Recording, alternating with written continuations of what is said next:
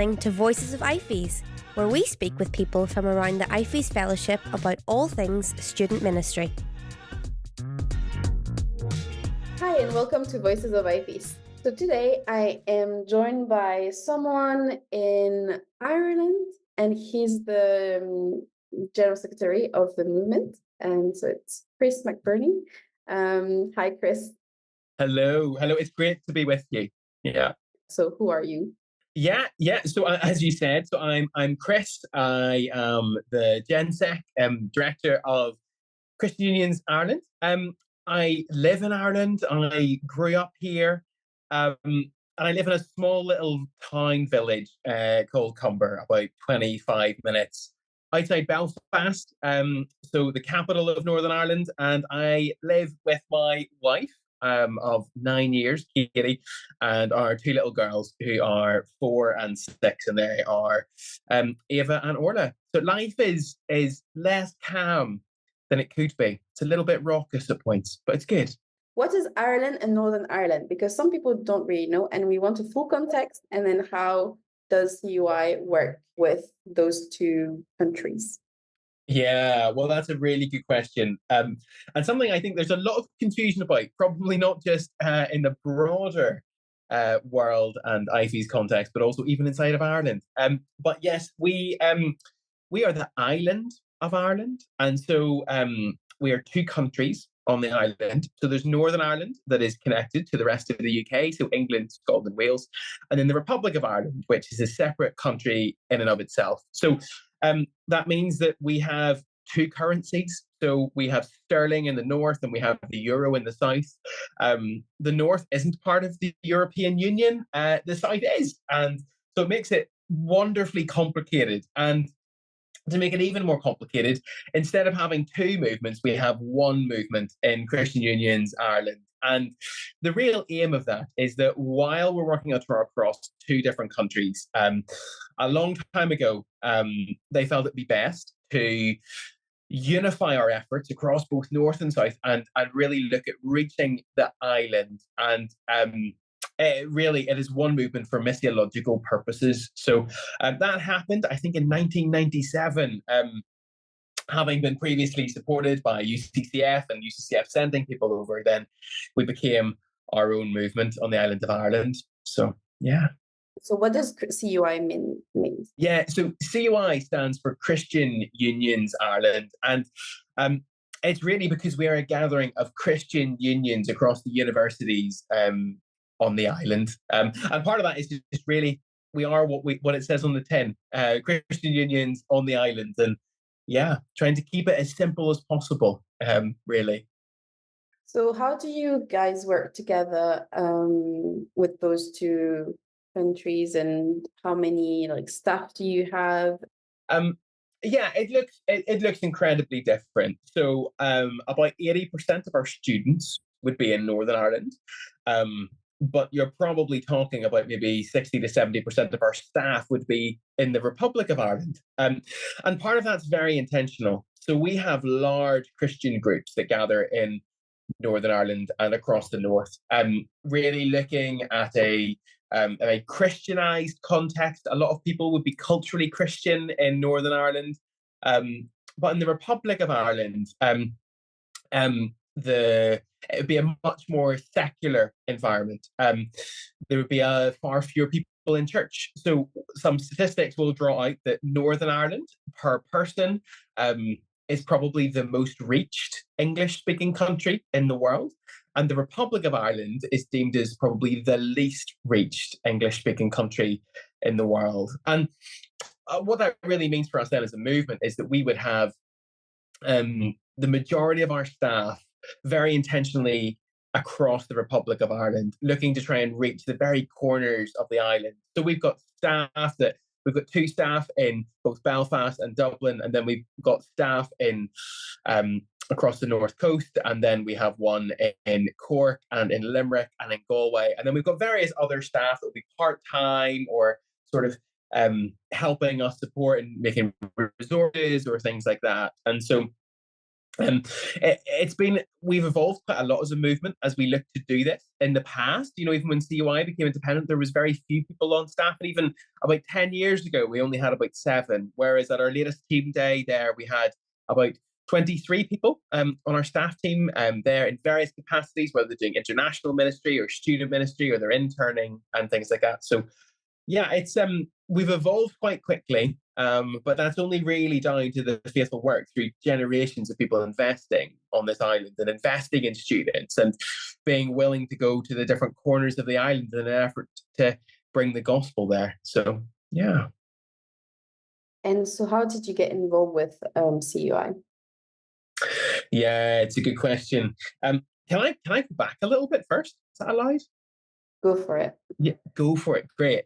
So when I left Northern Ireland as an 18-year-old to go and find myself in England, I left my family behind, and I probably quite a strong political background, I suppose, in terms of my understanding of Northern Ireland. And then I went to England, and I thought I'd escape it all. And I was walking around a freshers' fair at a university, and this girl shouted over to me and asked me if I wanted to come to church, and I was like, I'm okay. And I walked on, and I was walking out, and she turned to me again. She said, "So I'll see you on Sunday."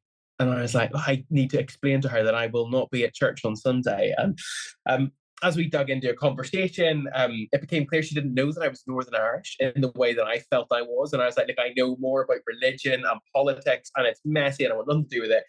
And I kind of started to explain to her, because as an 18-year-old Northern Irish man, I thought I knew everything.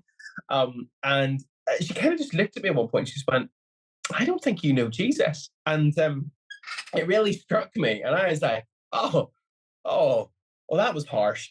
And we ended up just chatting. She was like, why don't you come and just visit church someday? Why don't you just come and visit, see what it's like? And a couple of weeks later, I did. And I felt so challenged. And when I was there, I remember being in that room, and I was like, the people here really believe that Jesus is real. And I cannot leave this without asking more questions. And then, like, as if the pastor had read my mind, he was like, and so at the end, you can go and sign up if you've got any more questions and you want to learn more about the Christian faith. And I went and I signed up to this course, and I started meeting someone for coffee, and I was reading the Bible. And over the course of a few weeks and months, I ended up trusting in Jesus. And it genuinely changed everything for me. And I remember I got really involved with the Christian Union and with UCCF then as a student leader. And I remember it was coming up to that time where I was going to finish uni. I was all excited. I did a job working at a cricket club, and they were asking for me to stay on. I was like, this is great. I'm going to get loads of experience in like the sports world. It's going to be great. I did accounting and finance. And my staff worker said to me, I think you should do Relay, this internship with UCCF. And so I took a year out and I did it, and it genuinely changed the trajectory of my life. I was engaged at the time to my now wife, and I remember my staff worker rang me and he's like, I think you need to come on the staff. And I was like, oh, I think I'm okay. And it ended up being a few conversations, and I ended up going on the staff in Canterbury, and I loved it. And I loved my time in UCCF. But as I suppose it came to the end, my wife and I felt this real calling to come back to the place that I have been brought up, this place where I could look to share the gospel in our context. And we decided to make the move back to Northern Ireland, not to come and work in CUI. I was very actively trying not to come and work in student ministry. But after a little while, the director of the movement here asked if we could grab a coffee. And over a couple of different coffees and a lunch, I ended up asking if I'd come and work for Christian Unions Ireland. And it's something I have not regretted. My roles changed down the years from a team that was much smaller when I joined as the Northern team leader. So my job was looking after Northern Ireland plus a couple of other counties in the Republic of Ireland. And for the last year, I've been the director of CUI. That's a lot more than you really asked for. But it's probably gives an insight into my time with IFES a little bit more. It helps to see the full context of who is Chris. So how many students do you have with CUI? And I know that you have a event that happens every year, Equip. And so what's I'm impressed by the knowledge. Yeah. And anyone listening to this is very welcome to come to Ireland and to enjoy our Equip conference. Yeah. Can you tell me how many students you have? Because you told us how many staff you have, but yeah, I want to understand and see a picture of how it's like to like the ministry and yeah. So we have, I think there's probably about maybe 1,200 to 1,500 students probably connected with COI. The challenge is that the most of those are in the north. So we'll have some enormous CUs. So you look at like Queen's in Belfast, and there could be, it's first night of the year. Was that last night? There could have been about 500-600 people at CU at the gathering, whereas the majority and the average CU in Ireland would probably look very, very different. A normal CU in the Republic might have 10, 20, 30. Some of the bigger ones, the biggest one would have maybe about 100, maybe just over 100 people in it. But it just means it just looks very different. But again, the challenges are very different. Those who will be turning up to a small CU in the Republic of Ireland, they're standing in the face of the culture much, much more. They're facing a lot more opposition, and they'll be much more fervent in what it looks like to stand for Jesus where they are. Whereas in the north, it's a lot more cultural. It's something that you will do. Your parents will tell you to go. They want you to go along, and even if you don't go as a Christian, you might go just to make friends, and it's a much more socially normal thing to do. And it just changes the way that we do things. It changes the way that we interact with the students. It changes the expectation on our staff as well. And it does mean that our staff need to be able to understand the cultural context that they're in. Because if you're not aware, there would probably be quite strong tensions between the north and the south at points, and it can be quite a difficult environment. And so often, we need to be very careful in terms of where staff are placed so that they best understand the cultural context that they're engaging in, even on the island. So how, so you have different approach and different strategies depending on the south and the north, right? Yeah, broadly, it'll probably change depending on the Christian Union, but yes. So in Belfast would have a very different approach than what it would look like in Galway or Limerick, if that makes sense.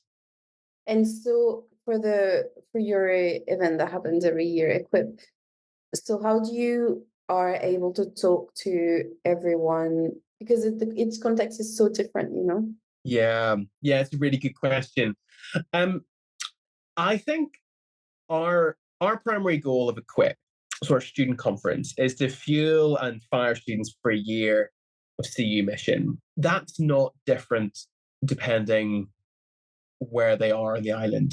And that's the same for what our goal is in IFES. Our goal is to see the good news of Jesus shared in the universities across the world. And the way we do that will look different in different places and different contexts. And so I think one of the big things that we will do and look to do in our conferences is that we will look to show them more of Jesus and to allow them to delight in him, because every student, no matter where they are, needs that first and foremost.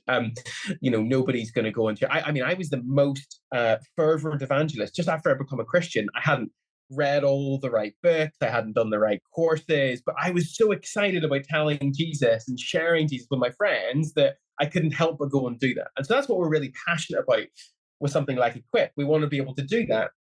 Yes, we will then tailor some of what we're doing, some of our seminars and our training and the way we're thinking, the different voices that we have.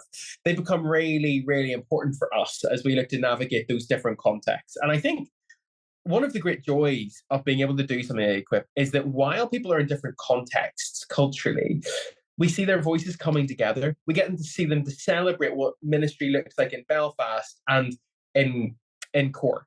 Different people, different places, different views on ministry, but there's still, our vision is to give every student on campus the opportunity to hear and respond to the gospel of Jesus. And we believe that the best way to do that is through students reaching students. And that's not different.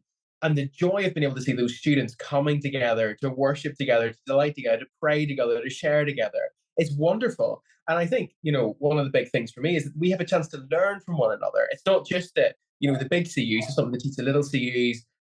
It's both ways. They are engaged in different contexts, different battles, different struggles, and they'll be trying things. And I think rather than seeing it as a challenge, I think I see it as an opportunity, is that when we're drawing all of these people together, that they can learn from one another and to delight in Jesus together. Yeah, that's very good. Thank you. Moving on to something else, unless you had other things to add. So you're also part of the GLIs, which is the Global Leadership Initiative. Could you explain to me what it is and how were you invited to join? And how is it helping you in your recent role as well? Because it's quite recent, your role. Yeah. So, I'm not 100% sure how I ended up on the GLI program, but so it's the Global Leaders Initiative, and really, I think it's IFES's attempt at drawing younger leaders together to learn from one another and to really reflect on what it is to be a more broadly diverse cultural group, and how do you navigate working together. And I think one of the big things for me has really been, the diversity of that group and being able to learn from them, learning from people who are not in my context, who have a very different ministry setting than I do. In some ways, mine's very established compared to some of the others out there, but compared to others, we're still relatively new as a movement. I mean, independently, we're 27 years old. We're not actually that old compared to some of them out there, but compared to others, we've really been around quite a long time. And I think that's been an incredible blessing to me, has been able to learn from those people in different contexts, to hear their stories, and to really reflect on the things that they are able to do in a way that we aren't. And just some of the people on that program are just incredible. Their resilience, their faith, and it's been hugely humbling for me in terms of recognizing my own context and what it is to learn from them. I think also we've had a lot of teaching in what it is to work as a team. I don't know how well everyone might be aware of Igor's from Latvia, part of the people and culture team, but he's done a great job of trying to persuade me of the value of understanding everyone else's strength finders, what they enjoy, what they don't enjoy, what they might be good at, what they aren't good at, and how that then we navigate working as a team. I think part of the reason for learning that was to think about intercultural teams and what that looks like. And I particularly find it really helpful in terms of thinking through our own team life in Ireland. We've just had Igor's come and do some of the GLI training in Ireland literally last week, because I did learn quite a lot from it. And I was like, this would be really helpful if we were to work this through as a team in Ireland. We've got a fairly new leadership team. As COI is growing, we've changed the way we do things, and I thought this would be a really good opportunity to lay some really helpful frameworks with Igor's as we look to navigate the next few years of life in COI. In 2023, we had World Assembly in Indonesia. It happens every 4 years, and the next one is going to be in 2027. And where? In Ireland. And everyone's all that, I guess. Like, how are you apprehending being the host country, and what are your hopes? Because it's still in 3 years, but it's very close, still very far. You don't need to scare me like this. We could, it's so far away. There's no need to stress, Chris. We're trying to be chill. I might have a tendency to get over stressed. So how are you? How are you guys excited, or like, how is the team feeling about it, and what is going to be your involvement in it? Yeah, good question. We're really excited. We're really excited to be hosting it here in Ireland as well. One of the joys you mentioned, GLI. One of the joys was having Brian Chavez. I don't know if you know him, from Costa Rica. Brian, shout out to you, Brian. He's the GenSec in Costa Rica. Brian got really excited about it being in Ireland because Brian had watched a romantic comedy film in which it was based in Ireland, and he thought it was beautiful, and he wants to come and follow. I don't know who it was it Lindsay Lohan? But he wants to go and follow her path around Ireland. Have you seen the film? You have. I don't know what the film's called. Yeah, I love to go to this view and they watch this view and they come back and blah blah and they drive yeah. an old car. Oh, and so, well, what we want to do is to provide that opportunity for people to follow around where Lindsay Lohan went or whoever it was in that romantic comedy. But I think, one aspect is we are really excited about seeing people here, not just because we believe Ireland's beautiful. I mean, it rains so much in Ireland that it means that the grass is greener. It is greener than a lot of the other parts of the world just because it rains so much. But we're really excited about welcoming people here because we realize that it's this incredible blessing. Well, in one sense, we want to be a blessing to IFES by letting and being able to host it here and to let the nations gather in Ireland. But we also recognise the blessing that it will be to our island. And that is not just to one group. I think it's going to be an incredible blessing to our students and our staff and our supporters. I think it allows us this chance to learn from the global church and to be able to hear what's going on, to hear the stories of what God's doing in other places and be able to learn together and grow in that. And I'm really excited for that. I really am. And I think, it doesn't come with a sense of lightness. There's a lot to do. There's a lot that we have to plan. We are not as big as the Indonesian movement. We are probably not as well equipped as them, but we're really excited to bring our own flavour to the World Assembly and to do it, I suppose, in a way that we can. And we're going to be based in Dublin, which is a beautiful city if you've not been. And I think the hope is that it really will be able to be a blessing, not just to those coming, but also to those who are already here, and that we can learn from one another. We are currently sharing a little bit of our vision as COI for the next 3 years to different people, and we are looking to build a team here in Ireland who will be able to facilitate it. We're probably looking at lots of different people who've been involved in COI down the years, who've either been students or they've been staff, or maybe they are just supporters. And so at the minute, we're really looking to build that team to see who's going to come together. We're trying to figure out different roles. I think in the immediate, I am quite involved, but I think as time, maybe in this next year, I'll maybe be a little bit less involved as we get the host committee up and running and they're able to run with things. And one of the challenges for us as a smaller movement is just trying to balance what it is to continue doing our ministry and continue doing what it is in the field while being able to facilitate this conference. And that's a really exciting thing, but it means that a lot of my energy will need to be still on maintaining and growing what we're doing, because we're in an exciting season as well. We've got a number of different things that we're looking at doing as a movement, and we want to make sure that we can fulfill those and fulfill the World Assembly. Maybe I'm being optimistic, but it means that we're just trying to make sure the division of roles is helpful.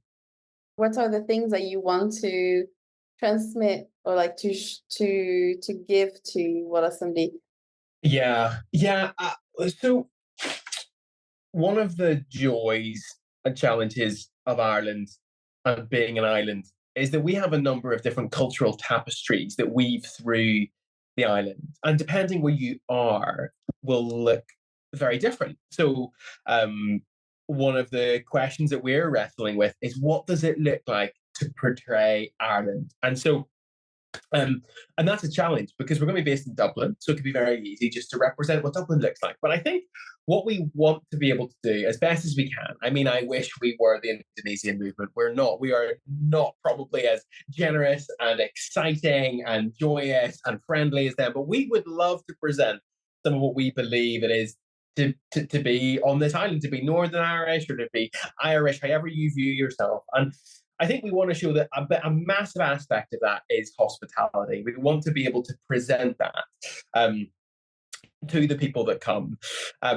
We hopefully will be able to present ourselves as being a generous people. But there is also this aspect of we are quite culturally rich in the sense of so much has happened on this island. If you go right back, we've got Christianity, right into the very roots at different points of this island. Depending on where you are, depends on how much you're aware of that. I mean, the Americans, they celebrate St. Patrick's Day more than we do. And, that was our patron saint, St. Patrick, and he brought Christianity to Ireland. around about the 3rd to 5th century, and you see that kind of really embed, and that's a really exciting thing. And we want to be able to present some of the history as well, and the beauty of that. We have all of our own different different cultural tapestries as well, between dance and music, and I think we want to be able to present some of that to the people that come here as well, and hopefully that will be a joy. And I hope that people maybe want to stay on after the conference and get to experience some of the beauty, because you're only going to get so much just being in Dublin, and there is a lot more to be seen on the island than just Dublin.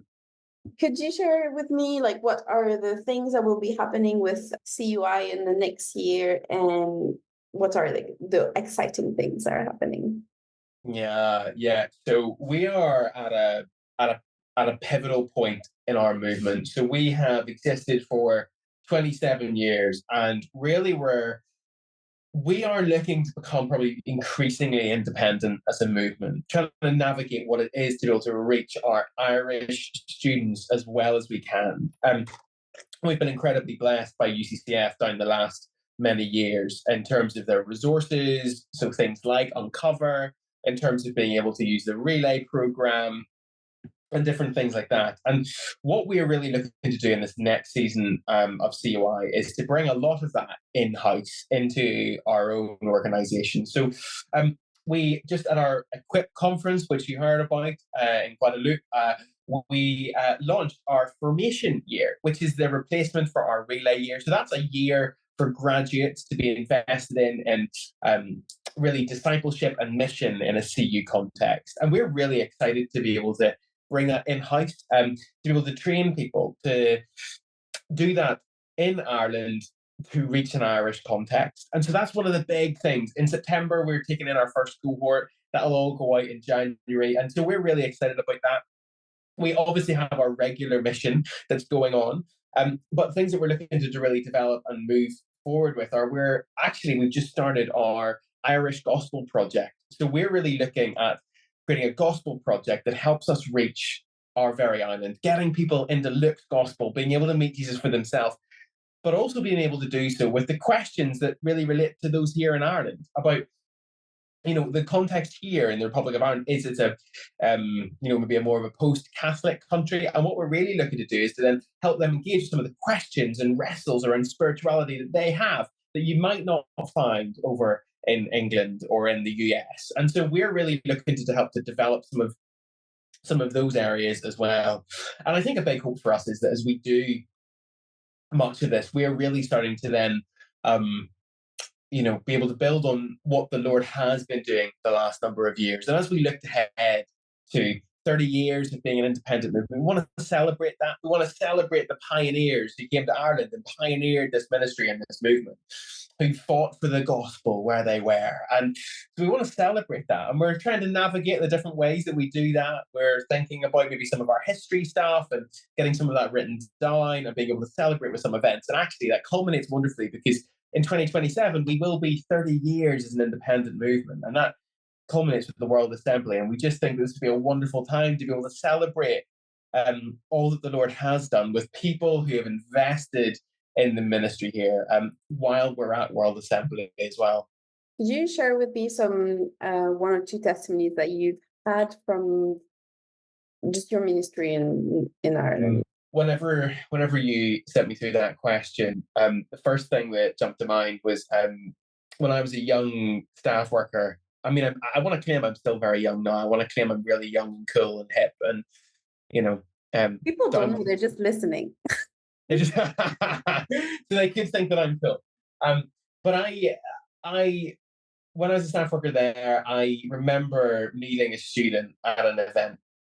And when I was at the event, we got chatting, and I said, "Do you want to go grab a coffee?" And they said yes. And we went and grabbed a coffee. They had loads of questions. And so I said, "Well, why don't we start? And we just read the Bible together." And so we started to open up. It was Uncover John. It was UCCF's study through John's Gospel. And we started reading it together. And I remember there was one day that student turned to me and went, I think I need to make a commitment to this Jesus, like as if I was going to get married to them. And it doesn't matter what happens, but it's a commitment and we can't go back on it.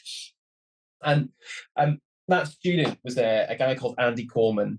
And when I then moved back across to Ireland, and Andy was back in England and he'd been thinking about doing relay. And I remember I got to Ireland and we had a really small team. We didn't have many people here. And I rang Andy and I was like, Andy, would you like to come and do relay with me in Ireland and just move? And I remember he was like, give me a day or two. And he took a day or two. And then he was like, yeah, I'll come to Ireland with you. And it was just incredible. Andy, who'd become a Christian not that long before, had fallen in love with Jesus, and he wanted to serve Jesus wherever and however he was called. Andy came and did relay with us, and I remember partway through that year, he said to me, he's like, I'd love to continue serving with COI. And I was like, well, Andy, I've got no money, and like I've got nothing to give you. And he was like, I'll find it, and I just want to be involved in what's going on here. And Andy stayed for 2 years, and after that, and really helped to develop our ministry, particularly in Belfast, in a way that I couldn't have ever imagined. And, joyfully, he married a Northern Irish girl, and sadly, he then moved to go and work on staff in UCCF just after that. But I know we can be horrified at that. But what I really love was that journey of someone coming to know Jesus through a CU event, coming to trust in him, and to see their life genuinely transformed by him to the point that they couldn't do anything but go and serve him more. And Andy was willing to take that step from serving in UCCF in England to come to a context that he didn't know, that was tricky and difficult, because he trusted Jesus in it. And we were so incredibly blessed by him. And I think that's one of the joys of IFES, is that we're a family. And at points it means, we send people sacrificially. And that's what Andy did for us. He left England, he left what he knew to come and serve us and to be a part of us. And then, we have to joyfully send him back then. And we sent him back to UCCF, and he was able to be a blessing there while he was on staff. And he's still on staff today. And I think I have to rejoice in those stories of how Jesus moves and how it moves people to then want to serve him more. And, I'll finish one more story. At our Equip conference last year or 2 years ago, I remember praying that there would be people, as I finished and closed the conference, that there'd be people who would come to know Jesus in that year, and that they would be wanting to kind of follow that journey of Andy. People who would be coming to know Jesus and would then want to go and reach their campuses, would then want to go and share. And I remember sitting at Equip the next year, and there was a girl there who had come to know Jesus in that last year, and she wanted to be there because she wanted to learn what it was to go and share Jesus on her university campus. And that's what we want to see happen, isn't it? It's people coming to know Jesus, delighting in him, and seeing their life transformed by him, and then being able to do nothing else other than going and sharing that with the people around them and wanting to do that. And I just love that. And that's what IFES does so well. And that's what we want to see happen in Ireland, is more of that, of people trusting in him and then just wanting to go and tell other people about him, because it's, you can't hold Jesus to yourself once you've met him, can you? And that's just so beautiful. Thank you for sharing this. So can you tell me how we can pray for you and your ministry? Yeah, I think particularly at the minute, I know that seasonal trends look different depending where you are in IFES, but we're in the middle of what we call Freshers Weeks. So all of the university students are arriving at the minute. And so I'd love you to pray for us as a movement, as over the next couple of weeks, students are arriving, and they can meet people in the CUs, they can join CUs, they can ask their questions about the Christian faith. And it's such an integral part of university for so many people, is these first few weeks. And so if you could pray for that, that would be great. And if you could also pray for our team in CUI. I think we've got lots of different projects either underway or starting, and even things like the World Assembly are coming up. And so if you could pray for us to have wisdom in how we navigate these different teams, how we navigate the different challenges, and then we'll work well as a team as we look to do that, because we aren't a massive team. We're not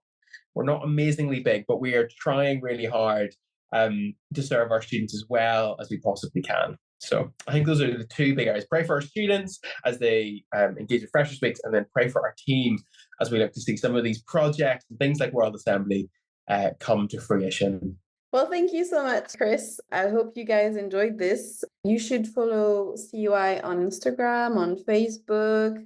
If you want to support them financially as well, you can. So I hope you enjoyed this episode. And if you liked it, don't forget to like it and to listen to more. Thank you so much, Chris. Okay, thank you for having me.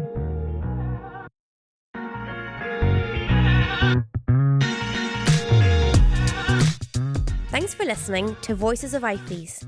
Follow us on your favourite podcast platform to hear more interviews like this one today. If you want to hear stories of how students are transforming their campuses around the world, subscribe to Prayer Line, our weekly newsletter with inspiring stories to help you pray for student movements. You can go to ifesworld.org to subscribe or follow us on Instagram and Facebook to listen to stories in audio form.